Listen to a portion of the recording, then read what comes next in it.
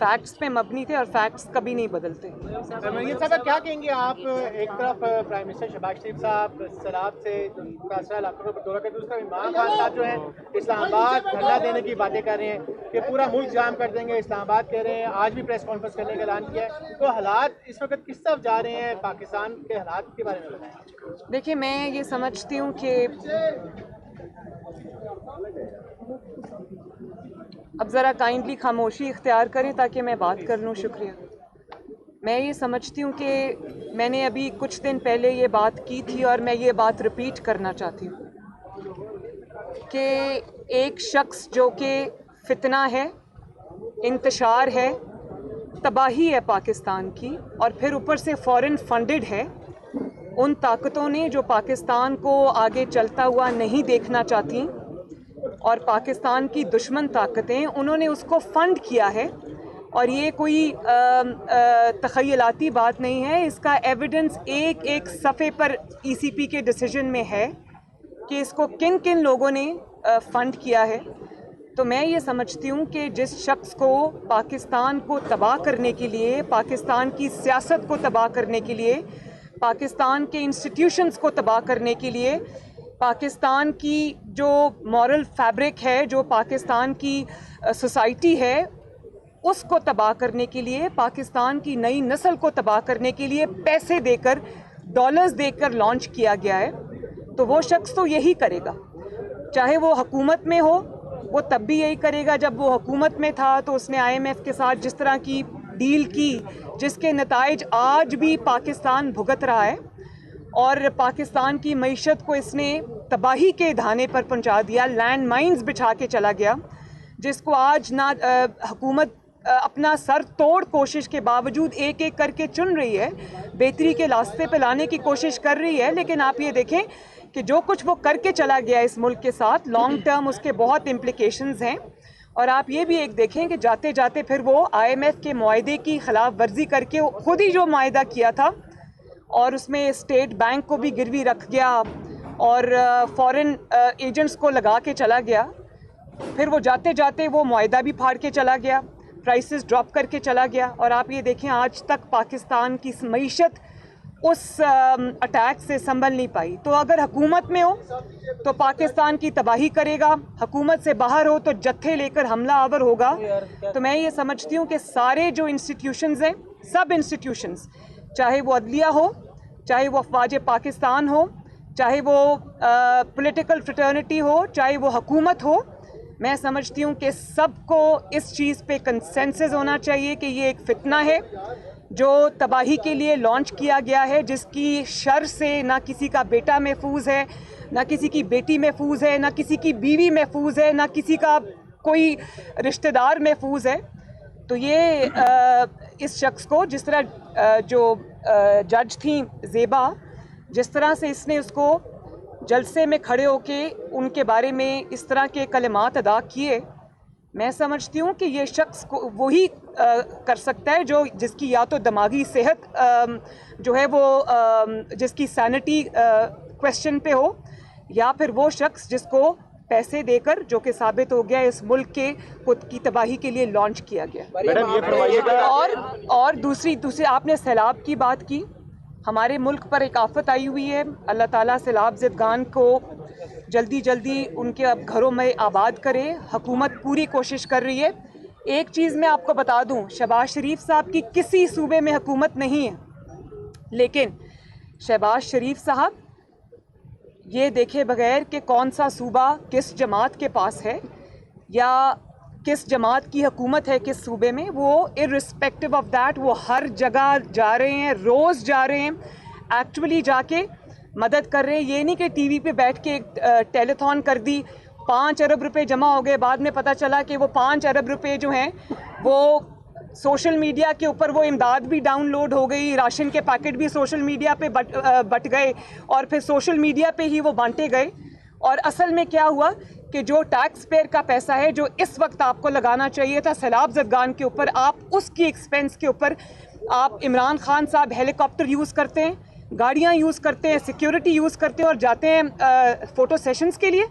सैलाब ज़रदान को ये मदद की ज़रूरत नहीं है, उनको ये एहसास होना चाहिए कि पंजाब में उनकी हुकूमत है और KPK में उनकी हुकूमत है, और यही दो जगह हैं जहाँ पर बहुत बड़े फ्लड्स आए हुए हैं। तो आप जिस जगह पे आपकी पाकिस्तान के सबसे बड़े सूबे में आपकी हुकूमत है, KPK में आपकी हुकूमत है, तो आप फेडरल गवर्नमेंट के ऊपर सब कुछ डाल के पतली गली से फरार नहीं हो सकते। आपका सबसे बड़ा स्टेक है इस गवर्नमेंट में, आप जिम्मेदार हैं। मरियम, ये बताएं कि आपने इसी जगह पे खड़े होके आपने कहा था कि जनरल बाजवा की एक्सटेंशन के गुनाह में आप शामिल नहीं थी। अब अगर हुकूमत दोबारा ये गुनाह करती है तो क्या आप इसकी मुखालफत करेंगी? देखिए, मैं एक तो जब ये सवाल उठेगा कबल अज़ वक्त मैं स्पेकुलेशन पे इसका जवाब नहीं देना चाहूँगी। ये गुनाह है या नहीं? एक सेकेंड। दूसरी बात ये कि जिस शख्स ने ये कंट्रोवर्सी जानबूझ के छेड़ी है, उस शख्स का नाम फितना खान है। उसका काम ही फितना डालना है, और मैं अब वो किसी एक बयान पे अपने टिक जाएं कहीं। आप देख लें कि जब वो गवर्नमेंट में थे और एक पेज पे थे तो वो सिपा सालार की तारीफ़ें हमें दिन रात सुनने को मिलती थी। फिर एक वक्त ऐसा भी आया जब वो हुकूमत से निकाले गए तो उन्होंने उनको मीर जाफ़र भी कहा, मीर सादिक भी कहा, XYZ भी कहा, और फिर उनको न्यूट्रल कहा, जानवर कहा। और अब अचानक अगर वो इस बात पे आ जाए, पहले वो किसी एक स्टांस पे खड़े हों तो मैं उसके ऊपर गुफ्तगू करूं। पे खड़ी हैं? मैं अपने असूल पे खड़ी हूं। मैडम, ये फरमाइएगा कि खान साहब ने कहा है कि अगर इलेक्शन की तारीख दी जाए तो तमाम चीज़ों पे बात कर सकते हैं, मुज़ाकरात के लिए वो तैयार हैं, और शहबाज चौधरी साहब के हवाले से भी कहा है कि मैं माजरत करने के लिए तैयार। देखिए, मेरी बात सुने। पहले आप किसी की इज्जत उछाल दें, किसी खातून जज को आप उसकी तजलील करें एक जलसे में खड़े होकर, बाद में आप आके माफ़ी मांग लें, तो ये तो चीज़ एक्सेप्टेबल नहीं है ना। कि जो कुछ आपने करना था वो कर दिया, उसके बाद डैमेज कंट्रोल के लिए क्योंकि अपनी ज़ात पे बात आ गई है तो डिस्क्वालिफिकेशन से बचने के लिए आप ये कर दें, ये ऐसा नहीं होगा। ये हम सुन सुन के हमारे कान पक गए कि लॉ की नज़र में सब बराबर हैं, और यही काम अगर किसी ऐसे इंसान ने किया होता जो सियासी ना होता या सियासी लीडर ना होता तो वो बेचारा तो अभी निहाल हाशमी की तरह, तलाल चौधरी की तरह, दानियाल अजीज़ साहब की तरह कोई बेचारा अगले 5-10 साल के लिए डिस्क्वालीफाई। उन्होंने तो किया ही कुछ नहीं था। माफ़ी मांगने के बावजूद निहाल हाशमी साहब के साथ ये हुआ। तो इसलिए कोई बच के निकल जाए क्योंकि उसने सियासी जमात का लबादा ओढ़ा हुआ है, तो ये काबिले माफ़ी नहीं है चीज़। और जजेस को भी मैं ये रिक्वेस्ट करूँगी कि उनको इस चीज़ को देखना चाहिए कि वो क्यों एक फितने को मजबूत होने का अनजाने में मौका दे रहे हैं। कल को किसी का घर, किसी की इज्जत जो है वो महफूज नहीं होगी और उसमें जुडिशरी शामिल होगी। मैडम, एक सवाल आपने और किया, वो क्या किया? इलेक्शन की डेट मिल जाए तो मुज़ाकरात के लिए बड़ी आसान है। इलेक्शन की डेट आपको चाहिए तो तोड़ें पंजाब असेंबली, तोड़ें KPK असेंबली और चले जाएं इलेक्शन में। लेकिन एक बात मैं आपको बता दूं, ये इनकलाब जिसकी अभी अभी एक्सपायरी हुई है ना, ये जो जाली इनकलाब था 2 महीने से ज़्यादा चल नहीं सका और आज फिर अपना CV लेके घूम रहे हैं और बैसाखियाँ ढूंढ रहे हैं। वो बैसाखियाँ जो हट चुकी थी अब वो बैसाखियाँ ढूंढ रहे हैं। तो ये जो जत्थे लाकर प्रेशर डालकर जो इलेक्शन हो या कोई और हो, ये कोई जत्थों के साथ प्रेशर के साथ कोई जो भी ये बुली करने का तरीका है ना, इस पे ना हुकूमत को इस इंसान की कोई बात सुननी चाहिए, ना इसको कोई स्टेक होल्डर समझना चाहिए। ये पाकिस्तान की तबाही है, स्टेक होल्डर नहीं है। मैडम, ये फरमाइएगा कि PTI के चंद रहनुमाओं की खुद एतमादी को क्या कहेंगी? तो जब भी कॉल देते हैं तो लोग उनके साथ निकलते हैं और इसी सॉरी, आपका सवाल गलत है। जब भी वो कॉल देते हैं लोग नहीं निकलते। Madam, last time I am sorry, आपका सवाल गलत है। सुन रहे हैं कि 25 मई का आपको याद है ना पहले जो कॉल दी थी तो वो इनकलाब हवा में लटका रह गया और वापस चला गया। मैडम, ये फरमाइएगा कि PTI के चंद रहनुमा कहते हैं कि एक सेकंड प्लीज, 1 by 1। मैं हूँ ना, इधर ही हूँ, सबके सवाल लूंगी जी। सियासत में मजहब कार्ड के नुकसान हमें देख के हमेशा नुकसान हुआ है। जो जावेद लतीफ ने मजहब कार्ड इस्तेमाल किया है, क्या आप दुरुस्त समझती है उस मजहब कार्ड इस्तेमाल किया? देखें, मैं एक बात बहुत ऑनेस्टली समझती हूँ और इसी चीज़ के मैं ख़िलाफ़ हूँ कि सियासत के अंदर मज़हब एक बहुत बहुत इज़्ज़त और तकरीम वाली मुक़द्दस चीज़ है। उसको सियासत जैसी घटिया चीज़ों के लिए, अपनी ज़ाती सियासत के लिए इस्तेमाल नहीं करना चाहिए। और यही वजह है कि मैं नहीं, अपनी ज़ाती सियासत के लिए, अपने ज़ाती मकासद के लिए मैं कह रही हूँ। सियासत तो बहुत बड़ी, सियासत तो इबादत है। अगर उसको सही तरह से, सियासत सिर्फ इक़्तिदार की तगोदौ नहीं है। सियासत इबादत है। मैं ये कह रही हूँ कि अगर आप अपनी ज़ाती मकासद के लिए, अपने वेस्टेड इंटरेस्ट के लिए आप मज़हब को इस्तेमाल करें तो वो बुरी बात है। और देखें, क्योंकि मैं इस चीज़ को भुगत चुकी हूँ, मैं इस चीज़ की विक्टिम हूँ। एहसन इकबाल साहब ने गोली खाई, नवाज़ शरीफ साहब के ऊपर इन्होंने कीचड़ उछाला, और नवाज़ शरीफ जैसे प्रैक्टिसिंग मुस्लिम के ऊपर एहसन इकबाल साहब भी ख़ानदानी मजहबी आदमी हैं, उनके मजहबी अकायद भी बहुत स्ट्रॉन्ग है। ऐसे लोगों को जब आप तौहीन का इल्ज़ाम लगाते हो तो उन जलसों में, उन जो सिट-इन्स थे, जो धरने थे, उनमें इमरान खान जाया करते थे। मेरी वालदा का इलेक्शन था, NA 120 हुआ करता था वो, मैं उनका इलेक्शन, जब उनको कैंसर हो गया वो चली गई, मैंने उनका इलेक्शन लड़ा। आप यकीन करें कि PTI ने अपना मुकदमा उधर लड़ा ही, इलेक्शन जो है वो तौहीन के ऊपर है। तो मज़हब को, और जिस जमात को इन्होंने मज़हब के लिए इस्तेमाल किया, उनके धरनों में जाके शामिल हुए। जब अपनी हुकूमत आई तो मस्जिदों में घुस के उनको शहीद किया, उन पर गोलियां चलाईं, निहत्तों को मारा। तो ये ड्रामा जो है ना, ये कौम के सामने आना चाहिए और इसको काइंडली मज़हब की आड़ में छुपाने का मौका ना दें। मैं ये समझती हूँ कि जो शख्स, मज़हब आपका ज़ाती मामला है, ये आप नमाज पढ़ते हैं या कोई भी ज़ाती अमल करते हैं, आपका इबादत जो है वो आपका और अल्लाह ताला का मामला है, लेकिन वो आपका ज़ाती फेल नहीं रहता जब आप जलसे के सामने खड़े होकर आप ये कहते हैं कि नून लीग को वोट देना गुनाह है, मुझे वोट देना सवाब है, और अगर मेरे मेंबर कोई किसी जमात में गए तो वो शिरक है, जबकि वो ये भूल चुके हैं। अगर वो शिरक की, आपको पता भी है शिरक की डेफिनेशन क्या है? शिरक की डेफिनेशन है अल्लाह ताला की ज़ात के साथ किसी को शरीक करना। तो आप मज़हब, अपनी सियासत के लिए, अपनी घटिया सियासत के लिए आप मज़हब की पूरी डिक्शनरी बदल रहे हैं, मज़हब का मतलब बदल रहे हैं, मज़हब का कॉन्सेप्ट बदल रहे हैं, और वो आपको भूल गया। अगर आपके बकौल ये शिरक है तो सबसे बड़े शिरक करने वाले तो आप हैं, क्योंकि आपने खुद टीवी इंटरव्यूज़ में ये इकरार किया कि मैं इस्टेब्लिशमेंट को यूज़ करके अपनी हुकूमत में लोगों को वोटिंग के लिए लाया करता था। जब सेनेट के इलेक्शन हुए तो सबसे बड़ा शिरक तो आपने किया, जब आपने अपने, सिर्फ ऑपोजिशन के नहीं, अपने सेनेटर्स के लिए भी वोट करने के लिए, अपने MNAs को वोट करने के लिए भी आपने कंटेनर्स में इस्टेब्लिशमेंट से बंद कराया। तो आपकी मज़हब की डेफिनेशन जो है वो इक़्तिदार में होते हुए बदल जाती है, और जब आप ऑपोजिशन में होते हैं तो आपकी मज़हब की डेफिनेशन बदल जाती है। फिर मेरा जो बतौर माँ और बतौर पाकिस्तानी, मेरी ये ज़िम्मेदारी है कि मैं इस चीज़ पे बात करूं।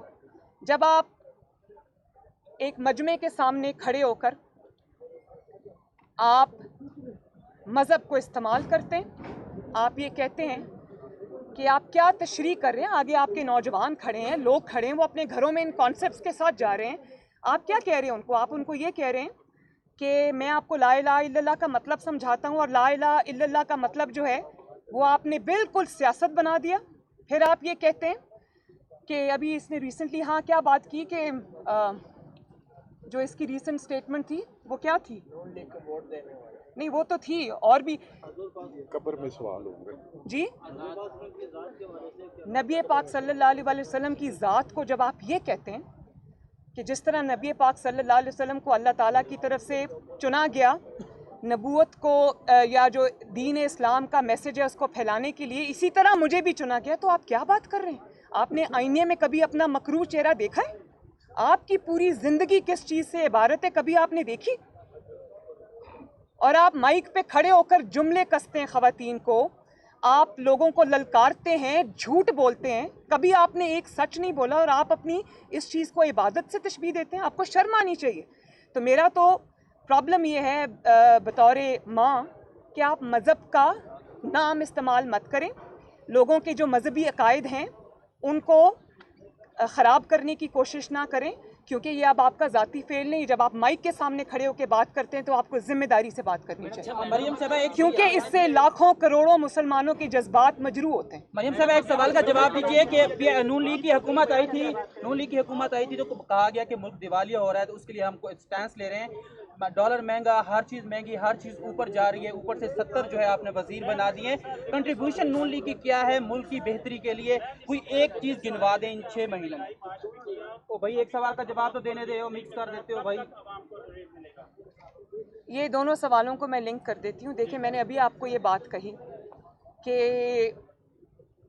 क्योंकि इतनी मईशत की बुरी हालत थी कि मईशत को रिवाइव करने के लिए भी चंद सालों की ज़रूरत है, चंद महीनों में ये काम नहीं हो सकता।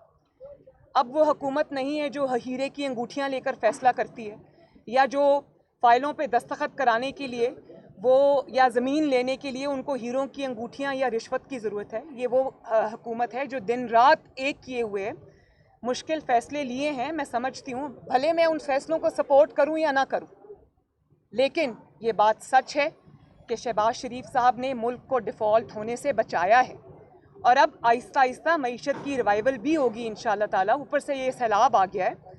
मैंने ये बात बड़ी कैटेगोरिकली कही है, और मैं दोबारा ये बात कहती हूँ कि जब कोई भी तेल की, बिजली की कीमतों को बढ़ाने का कोई डिसीजन आता है, मैं उस डिसीजन को सपोर्ट नहीं करती, क्योंकि मेरी पहली जिम्मेदारी जो है वो अवाम की तरफ है।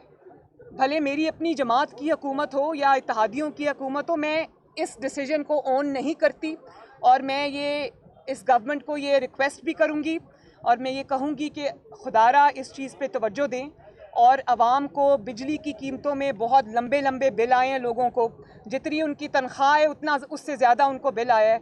तो मैं बिल्कुल इस फैसले को सपोर्ट नहीं करती, और इसको ठीक करने के लिए कोशिश होनी चाहिए। हाउएवर मैं ये समझती हूँ कि इसको मईशत का जो हाल इमरान खान करके चला गया है, डबो के चला गया, उसको टाइम लगेगा। वज़रा वाला सवाल का जवाब दे दी कि 70 वज़रा आपने बना दी, हालत मुल्क की ये है, प्लीज ये थोड़ा सा बताओ, वो किस लिए बने? सबको राजी कर रहे हैं? पता करके बताऊंगी। खान साहब तो कह रहे हैं कि मैं बहुत खतरनाक हो गया हूं अपने मुखालिफिन के लिए। मैं तो पहले ये कह रही हूँ कि ये शख्स मुल्क के लिए खतरनाक है, मुखालिफिन के लिए नहीं। अगर ये लाडला ना रहे तो मुखालिफिन को इसको डील करना ये काम है। हमने नाक की लकीरें निकाली हैं तो हमें $1.25 अरब मिला है। अब हम जो है $500 मिलियन के वो पुर्जे खरीद रहे हैं जहाज़ों के, डिफेंस बजट 6% बढ़ा रहे हैं। दूसरी तरफ आए दिन बिजली की कीमतों में इजाफा हो रहा है। क्यों हम अपनी बेसिक पॉलिसी को चेंज नहीं कर रहे कि अपने जो अखराजात हैं, बाकी अखराजात, स्पेशली डिफेंस के जो सबसे बड़े अखराजात हैं, इन पे कब कट लगेगा? देखिए, ये इंटरम में तो फैसले नहीं हो सकते। इंशाअल्लाह ताला अगली गवर्नमेंट जब आएगी, इलेक्ट होकर आएगी, 5 साल के लिए आएगी, तो ये पॉलिसी है। पॉलिसी बनाने के लिए ये अभी तो सिर्फ फायर फाइटिंग हो रही है मईशत को उसमें से निकालने के लिए। तो ये बेसिकली पॉलिसी डिसीजंस हैं जो इंशाअल्लाह ताला आने वाले वक्त में जब एक स्टेबल हुकूमत आ जाएगी 5 साल के लिए, वो अपने पॉलिसी डिसीजंस खुद लेगी।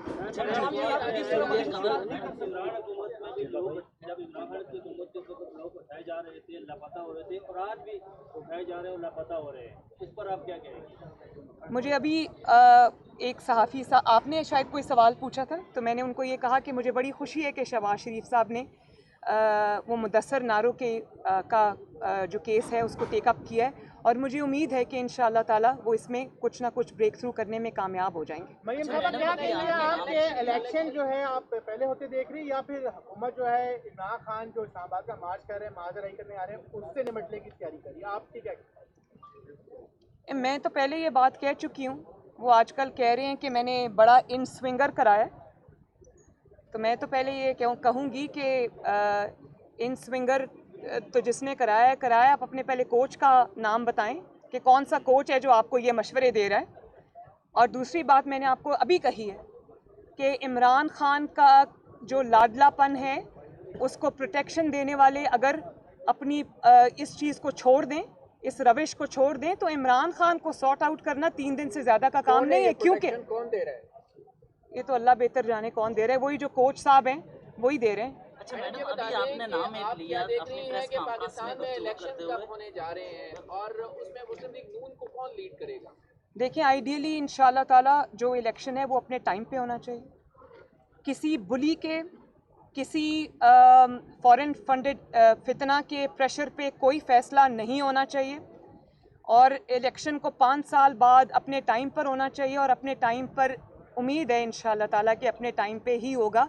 दूसरा सवाल क्या था आपका? नून लीग को कौन लीड करेगा? जब इंशाअल्लाह ताला हम इलेक्शन के करीब पहुँचे तो जो लीडरशिप है, नवाज शरीफ साहब, शहबाज शरीफ साहब, वो बैठेंगे और जमात जो है वो डिसीजन लेगी। अच्छा मैडम, अभी आपने नाम लिया जनरल फैज हमीद का, सवाल के जवाब में ये बताइए कि जनरल फैज हमीद के अलावा भी कोई और था किरदार? वैसे मैं principally I am not talking about PMLN only, principally I agree with that.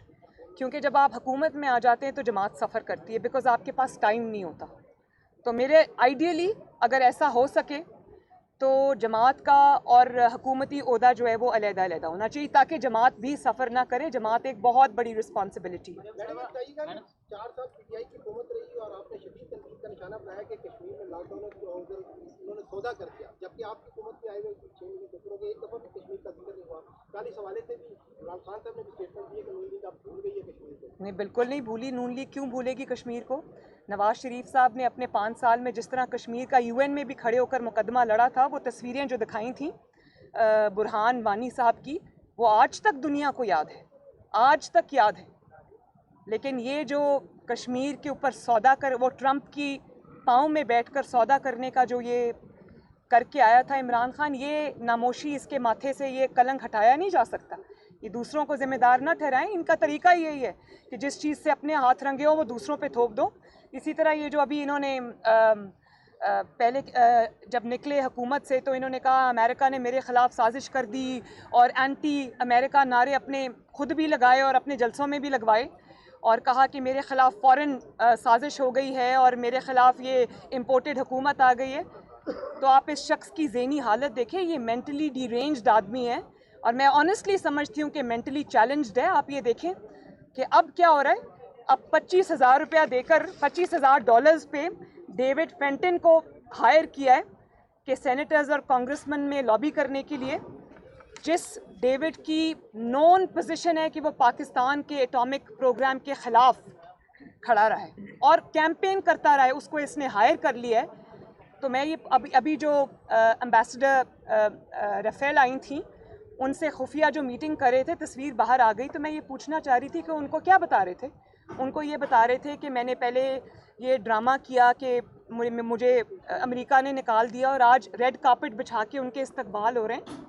तो मैं ये समझती हूँ कि जिस शख्स की ज़हनी सेहत दुरुस्त ना हो, उसकी 3 दिन पहले की जो उसकी स्टेटमेंट है वो आज की स्टेटमेंट से ना मिलती हो, मैं उस बंदे के बारे में क्या बात करूँ भाई। अच्छा मैडम, अभी आपने एक सवाल के जवाब में जनरल फैज का जिक्र किया। जनरल बाजवा भी आर्मी चीफ रहे हैं 2018 के बाद, उनका कोई किरदार था या सिर्फ जनरल फैज आपका टारगेट है?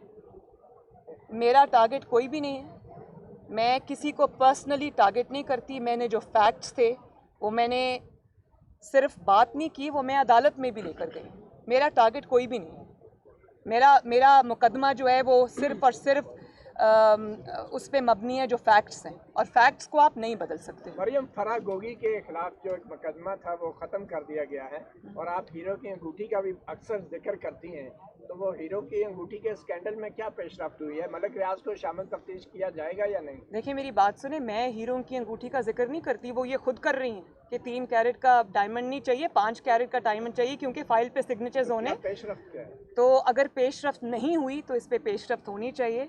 मुझे हुकूमत से इस बात का शिकवा है कि मुझे नहीं पता कि पॉलिसी क्या है, मैं पॉलिसी मेकिंग में शामिल नहीं हूँ, उनकी डिसीजन मेकिंग में भी मैं शामिल नहीं हूँ, मुझे नहीं पता यहाँ पर क्या डिस्कशंस होते हैं। लेकिन मुझे शिकवा है कि एक शख्स जिसके हाथ हर किस्म के जुर्म से रंगे हुए हैं, वो अभी तक जो है वो किसी केस का, किसी सज़ा का उसको सामना नहीं है। तो ये पाकिस्तान के इंसाफ के ऊपर, पाकिस्तान के अदलिया के ऊपर, पाकिस्तान के सिस्टम के ऊपर बहुत बड़ा क्वेश्चन मार्क है। Thank you.